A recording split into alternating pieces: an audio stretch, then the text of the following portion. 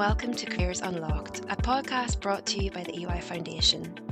The EY Foundation supports young people on free school meals to access paid work experience, employability skills, and career guidance, and ultimately to further their opportunities in the world of work.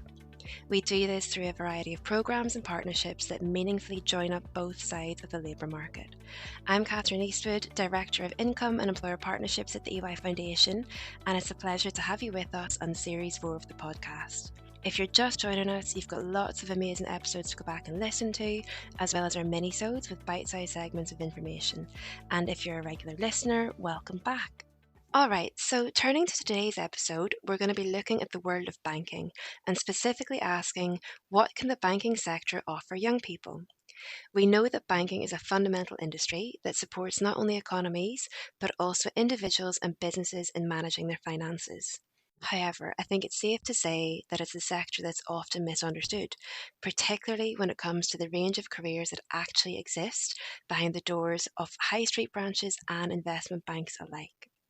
As well as this, the rapid digitalisation and innovation that's reshaping this sector present ample opportunities for growth and learning. So, with the help of some experts, we're going to dive into this world, reveal the many career pathways available, and think about how we can effectively link banks with incredible young talent. Today, I'm joined by Joanne Murphy and John Walker.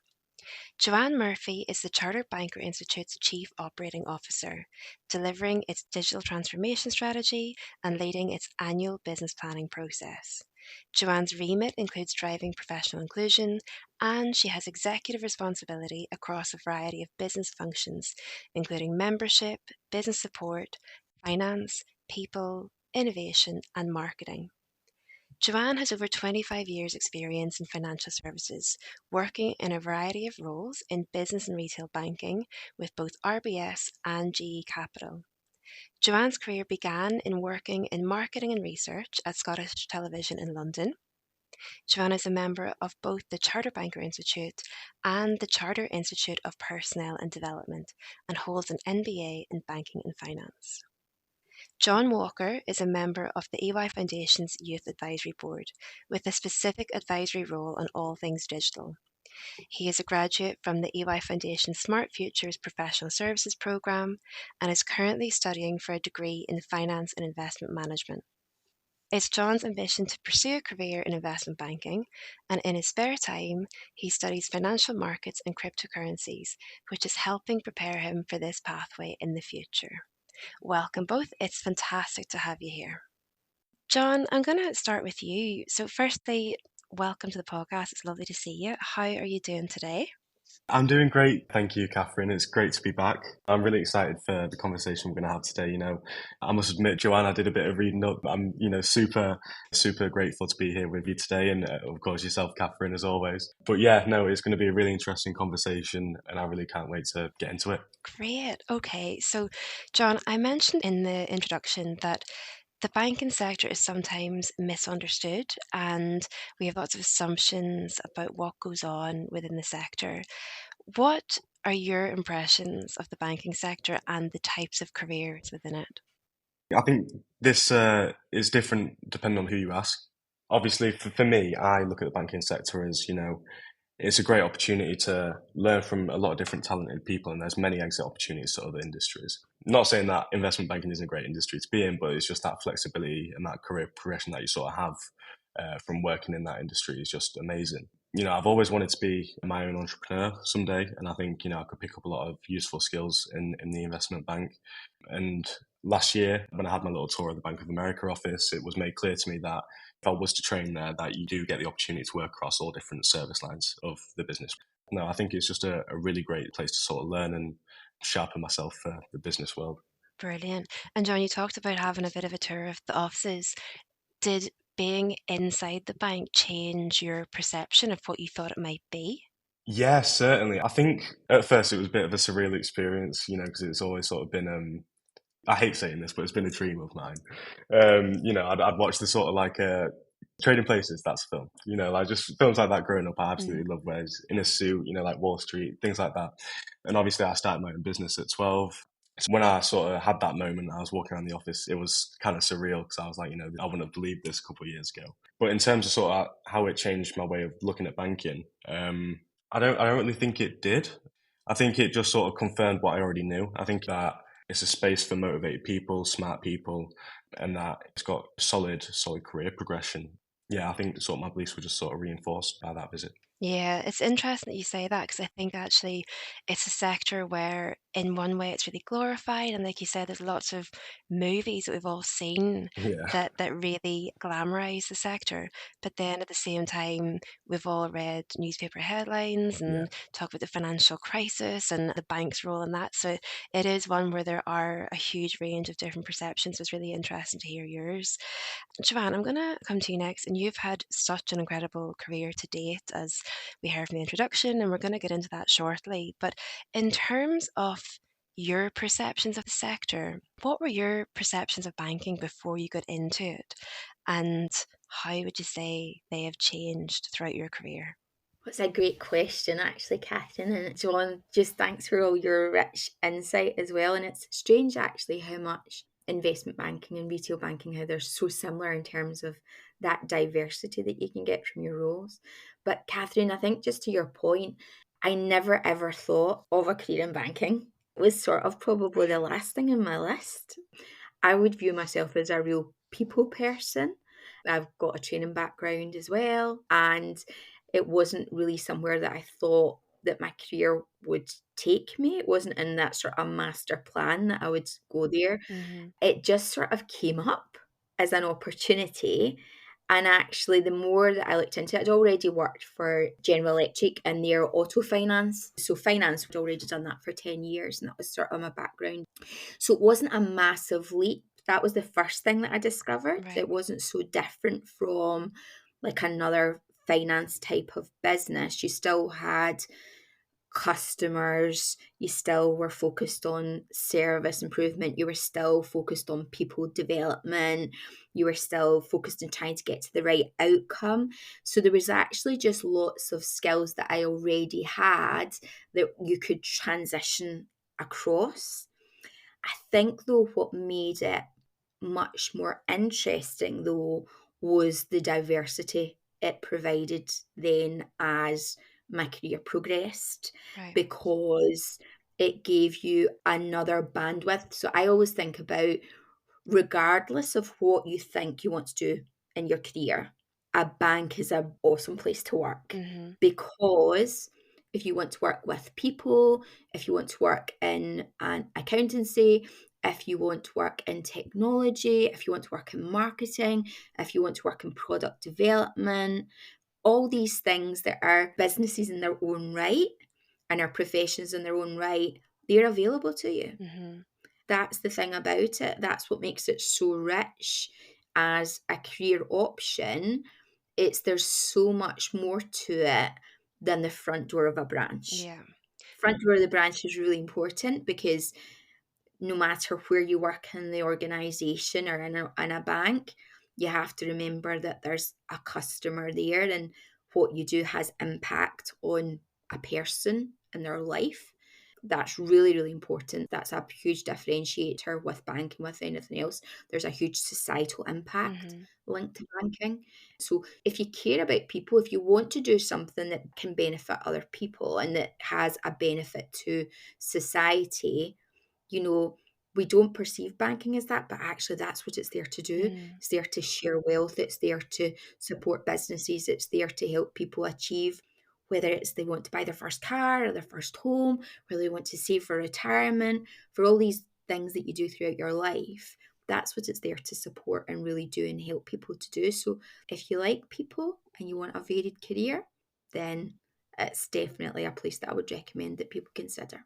Yeah, that's so interesting. Something that we hear a lot from the young people on our programs, which I'm sure we'll talk about in a bit more detail later, is how surprised they are about the amount of different roles within a bank and how so many of them thought that you have to be a numbers person. It's all about numbers, it's all about spreadsheets and graphs and everything else. But actually, the not only the huge range of different types of careers, but how much of an actual people focus there is always really surprises our young people. So it's good to hear that from you as well, Joanne. And I do want to pick both of your brains on the skills needed and get into those careers in a bit more detail. But Joanne, just in terms of your own journey into banking, did you find or encounter any barriers along the way in terms of that access and those entry points? So no, I never, but what I would say is that I probably perceived as a young person that it maybe wasn't an option for me because I didn't know anybody who worked in banking. Hmm. I remember actually my first job. So my first job was quite different. So I worked in television in London, and I was even frightened to go in. It's going to show my age, but I was even frightened to go in and ask the bank manager for a checkbook that I could pay my rent. Yeah. But yeah, I had this whole sort of image of it. It was like this big scary place that people were judging me, and it wasn't for me. I didn't fit in there. So I think I probably had a perception when I was 16, 17 that potentially it wasn't for me. And it wasn't probably until later on in my career that I Hmm. started to look at it as a different option. And I think just back to that point about how much of a people business it really is and how much Yeah. it's about relationships. And when you start to understand that, that's sort of a game changer. But I definitely had a completely different perception when I was younger. Yeah.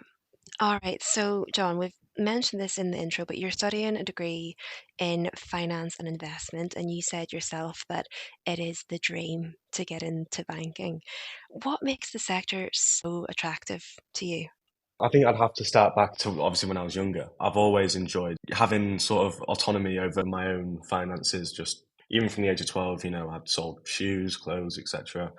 And I think this is probably just the natural progression of that. But on top of that, I mean, I think there's so much that financial markets linked to in the real world. You read something on the news, it could have an impact on this, it can have an impact on that. So, like, for me, I think as humans, we all sort of want a purpose, Hmm. So I think on a day-to-day basis, being able to correlate a story, think in my mind, how's that going to link to this, etc. What's the future impact of that? I just enjoy doing that. Mm. So yeah, I mean, to be able to do that as a job, even though I do that in my free time, would just be incredible. Yeah, so for you, it's very much seeing how banks fit into broader society and economies at large. When you're thinking of your career pathway in a bank and the longevity of a career, what are the factors that you think young people look for in a long-term career? Is it salary that's most important, or what are the other big things that are at play? I think the younger you ask, everyone will say salary. And, I would have been the same even a couple of years ago. But it's becoming increasingly more apparent that there's more things that matter than just money. I think career progression is obviously a key one. You don't want to sort of be stuck in a job that, not necessarily that you won't like, but maybe that you want to progress on something different. The world's changed, you want to apply your skills somewhere else. Investment banking is great for that.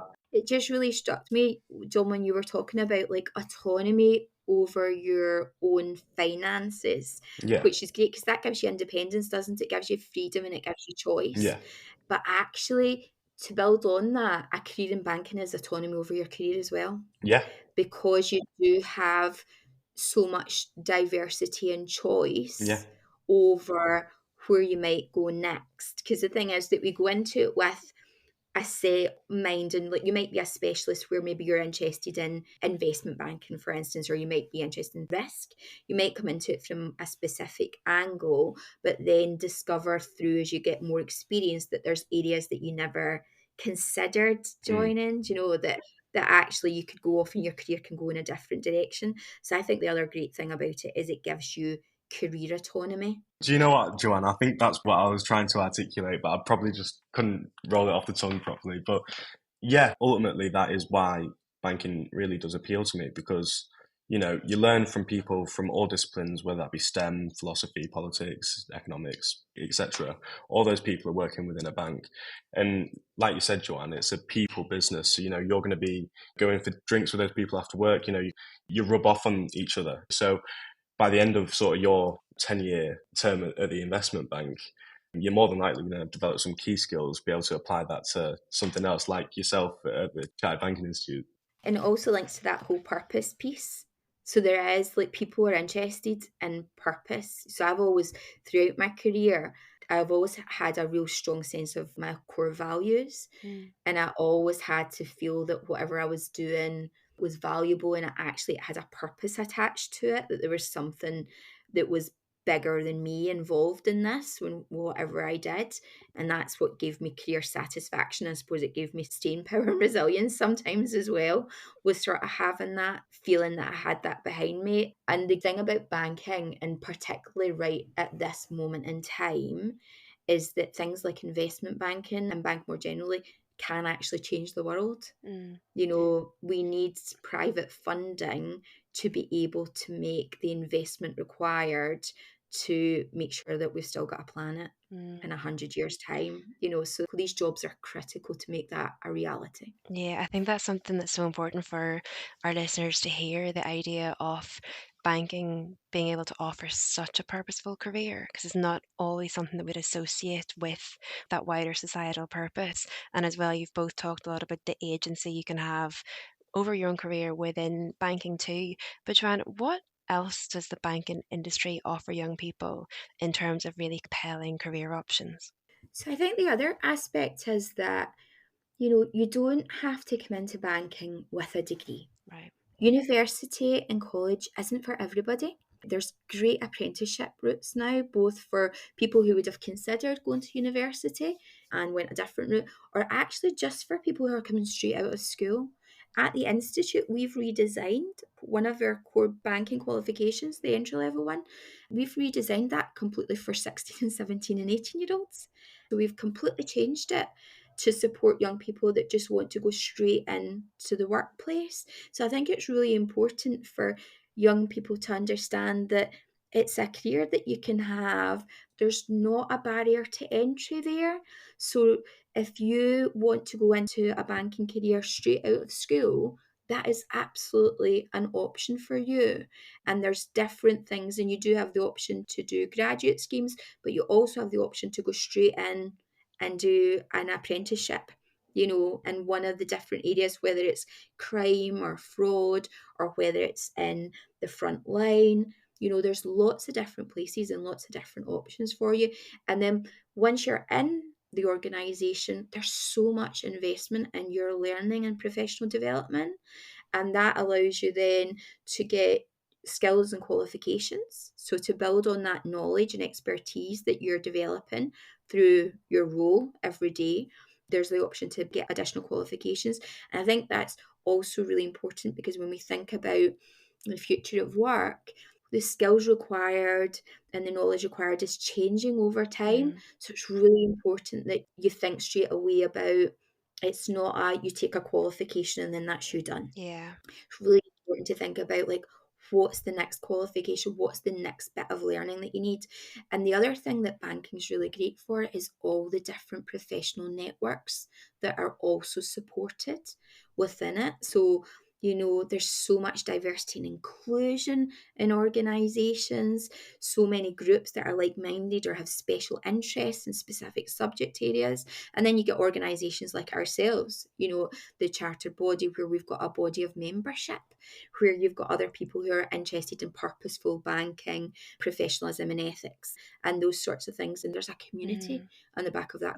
So it really does have, like, everything for you. It can build this new community, this new network for you, give you friendships as well as mm. this professional network, and build a professional career if that's what you're looking for as well. Yeah, and again, I think that's something that's going to be so reassuring for our listeners to hear, is that the access to banking, they can go there straight after school, and it doesn't have to be a degree or it doesn't have to be a particular pathway.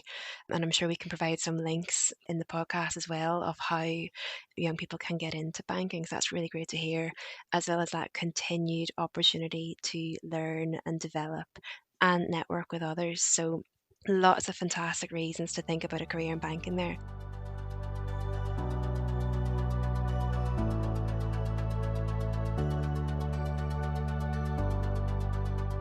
Joanne, you picked up on it, and we'll maybe dive into this in a bit more detail. Skills required for banking, and we know the future of work is starting to look very different.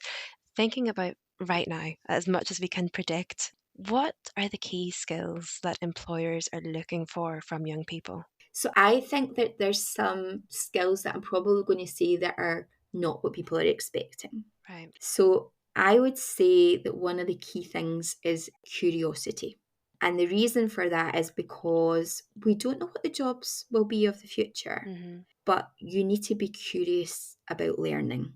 Because if you're curious about learning, you'll be learning new things, you'll be networking with people, you'll be learning about new topics.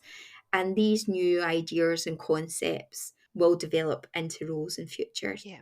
So I would definitely say curiosity, having that sort of inquisitive mindset is really important. I also think being able to build analytical skills, so be able to understand potentially lots of different things that could influence an outcome or you can put in the context of your role. So analytical skills are really, really important as well. And I also think professional judgment. So we've got this thing that we call professional skepticism Right. at the Institute. And that's a way to think about what you know and what you've learned, but also using skepticism around that as well. So if somebody tells you that they're deploying an AI system, you make sure you ask the basic questions about that. You make sure you really understand the customer impact in that, and you understand things like where's the original data coming from and how situations are going to happen. So it's really, really important that when you're in situations, there'll be new things that come your way that you don't know much about, but not to sit back and feel that you're not entitled to ask questions about it. Yeah. So that's what we would call professional skepticism. So that's important in banking because banking is a risk business ultimately. So you really need to question everything you do as well. But those types of skills, if you've got those types of skills and you can home in on them and you can develop them, then they will set you up for the future. They will make sure that you actually have a sustainable career because you do need to go into it with your eyes wide open that nothing stays the same. Yeah. It's an evolution though, rather than a revolution, I would say. So they're still big organisations, they still take time to change. Technology won't change it all overnight. What it will do is it will take away potentially some of the more mundane tasks. It will be able to give you data and deal with data in a different way, but allow you then to make decisions with that data and analyse it in a different way. And that's where people add value, is that they're able to look at it quite critically and understand it. So I think that technology will be an enabler, but it'll be an enabler for better and greater jobs for people to do more interesting jobs in future. Sounds like an absolutely perfect mix. I want to pick up on the curiosity point. I was actually having a conversation with one of our other employer partners yesterday, and we're talking about what really differentiates somebody in an interview context or where there's been several applicants for one role. And he was talking really similarly about that, the passion, the curiosity, tenacity, coachability, all of those additional things. I think sometimes we get really focused on having to have the technical skills and a certain degree or range of subjects, but it's so refreshing to hear from you as well that, especially with the ever-changing landscape of work and different roles, that those core traits and the personality aspects are what can really help somebody shine through and develop in a role as well. Yeah, absolutely. I would also link in there with emotional intelligence. Yeah, That's really critically important, particularly in the age of technology that we're yeah, in right now, because emotional intelligence we can't program. yeah, absolutely. And that's really when you're wanting to build intelligent organizations, that means having people working alongside machines Mm, doing quite different tasks in a different way that allow, the whole organization to be more intelligent as a result of that. So emotional intelligence is a real critical skill. So I would say to young people, you don't need a degree in maths. You don't need to do that. That's not what it's about. You'll have a computer, I can tell you, that will be doing much more complicated, but you need to understand maybe what it's doing. But that's only one area, and it depends what avenue you want to go down. mm, But you really don't need that. yeah. Just basic qualifications or an apprenticeship route. And there's even routes before apprenticeships that set up young people to be able to access a career in banking. So I think there's lots of different things beyond academic attainment at school, Yeah. and then you'll be supported in your career to help you if that's the direction that you want to go in. Brilliant. It's again good for young people to think about everything they already have to offer employers, not just in the banking sector, but beyond. And especially, as you said, with all of the areas that technology will replace, it will enable us to do much more with what we have in other areas too. So, John, you've got a real interest in cryptocurrencies and the future of banking and in digital and technology and transformation, all of those things. This is a very big question. You might know the answer, but what ways do you think that jobs in banking will change? And do you think that we will need completely different skills than we currently have now? There's multiple different elements to this, in my opinion. And please don't take my comments at face value. I'm by no means a Nostradamus. Um, We'll be delighted to hear them either way. I mean, I don't think you'll need to, suddenly learn how to code or anything like that. I mean, even the new NVIDIA CEO has come out and said that probably will be a thing of the past. And like you said, Joanne, this technology is going to empower people. And in fact, people that just had an idea before and didn't have the programming know-how can now just ask an AI to do it. Well, not quite yet, but they will be able to soon, is the idea. And then when it comes to finance and central bank digital currencies, a digital society, I think that is an eventuality. You think about when we was less advanced and we was trading livestock, when we was farming. And then once we got more industrialized, we moved to cash, physical notes. And it makes sense that in the digital age, it's digital cash. And I think, obviously, the concern around central bank digital currencies is that certain tyrannical governments or whatever will use it to impose control over the citizens, which I don't think will be a problem because obviously you've got that alternative of Bitcoin, so there's a competition element. So obviously when it comes to money, it's going to be a touchy subject because it's people's sovereignty, But ultimately, I think a cashless society will be a good thing. If you think about all the emissions created from creating cash, it's a bit of a thing of the past, really. We need to be thinking ahead, in my opinion, anyways. So, John, if you think about your future career in banking, can you even imagine the type of role that you could have in 10 years' time, let alone 30? I imagine that blockchain will be a big thing, whether it'll be like cryptos or anything like that. I think it'll all be the same. But I know EY is doing something with blockchain, JP Morgan's doing something with blockchain. I mean, I don't know. In 10 years' time, I don't know. We could have flying cars, Well, I think that's fair. Who at this stage, who possibly would know? Because Joanne mentioned, thinking about checkbooks, and even in my time, like we've seen online Yeah. banking and tap to pay everything, and the way that we engage with banks and therefore perceive them is completely different. And we've already seen so many different types of jobs. So I think it's safe to say, with all of this transformation and with AI, and whether it be blockchain or crypto or anything else, there are so many elements that make it a really exciting place to be. Sorry, Joanne, do you want to come in there? Yeah, so I think I would be just slightly, I think there's many benefits, but I think there's also some caution needs to be had. So nothing will be accepted without society accepting it. Mm, So that's the first thing about technology. We need to accept as a society what we're going to tolerate and what we won't have, or what we will and won't have. And we need to think about that actually there's lots of people that depend on cash that are unbanked. There's a population, and unfortunately there's a growing poverty as well, not just in the UK but globally. That's real life, that people don't have access to digital currencies and things like that. So I do think that banking is there to serve everyone, not just the few. So it's really important in whatever solutions that are developed over time, support the whole of society and not create further division yeah. in society. So I do think that there's caution, and there's lots of debate about, branch closures Hmm. and all that sort of stuff and access to cash. So as much as there's lots of benefits from technology, there's always a downside, but I don't think anything will get adopted before we see that society accepts it. So these things, I think, we always think that technology will work really fast. AI has been in existence for 50 years and we still don't have Terminator yet, and he's a few years away. But I think we always think it'll perceive it will go faster than it actually does. And in banking, there's lots of checks and balances to be had. So I think it will be longer. I think John could be right about the flying cars, though. John, I've just done an MIT program actually on AI's impact in corporate strategy, and it'd be safer to have a flying car. And more likely to have them before you have automatic driverless cars on the road. And the reason for that is because people are so unpredictable and our road system's not set up for it. It'd be easier to put a driverless car in the air than it would in the road just now.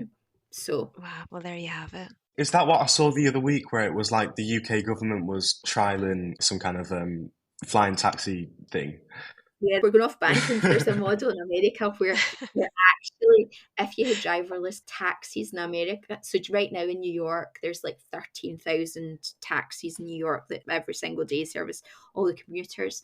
If you put driverless cars in, then you could do the same routes with like a limited wait time, like 30 seconds wait time or something like that. You could do the same routes with 3,000 cars if it was driverless and everybody was following the same rules. But obviously, Yeah, you're never going to get that because people are yeah, unpredictable. Then the technology's not there yet. So, for instance, even like I think Tesla's probably the most advanced, but it's still not there. Even that can't recognize the difference between a poster in a van that has a human form in it and an actual person. So it's not there. But it would be safer to go in the air with a driverless vehicle than it would be to be on the road at this moment in time. Brilliant. So wow. there you go. So it might happen first in the air. You see, when I introduced you two as experts at the beginning of this podcast, who knew that we were going to get so many different gems of wisdom? I'm going to have to rename the podcast. Yeah, we're all distracted now with technology.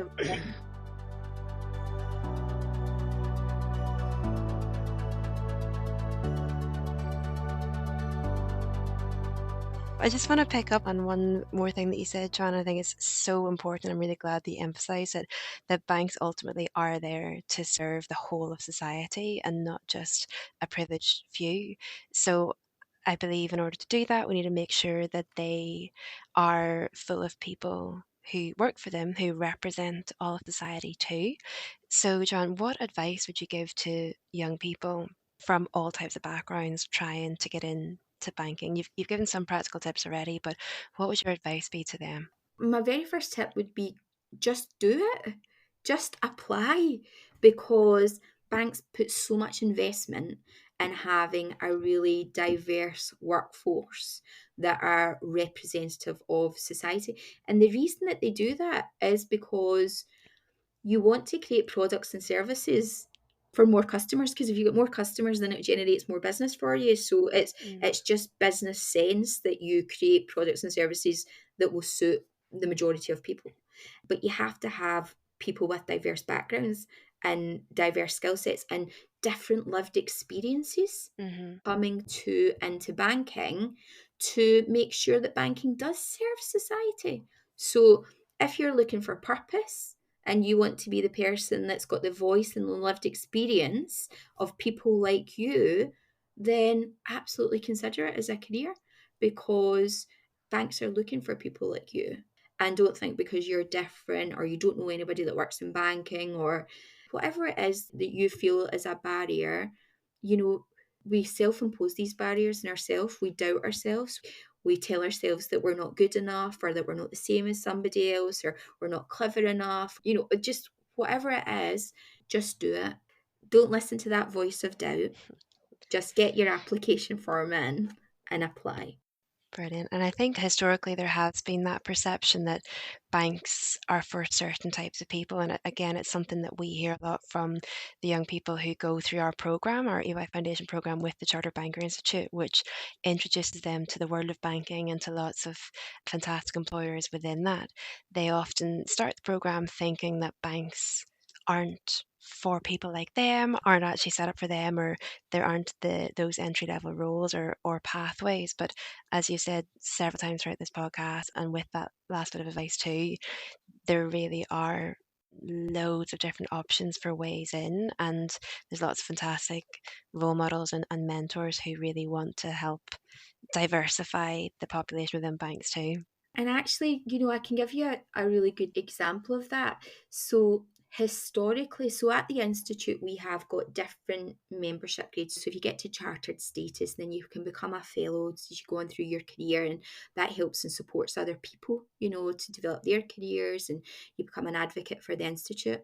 So it's like, if you think, it's like the most senior grade of membership is fellowship. Mm. Now, if I was to take a demographic print of my fellowship, which I have done, what that tells me is probably stuff that young people would find quite surprising.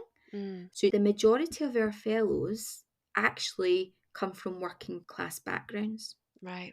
And the reason for that is because, and this will be people who are slightly older in their career, fellowships open to all actually, but majority are slightly older and maybe had many years career already under their belt.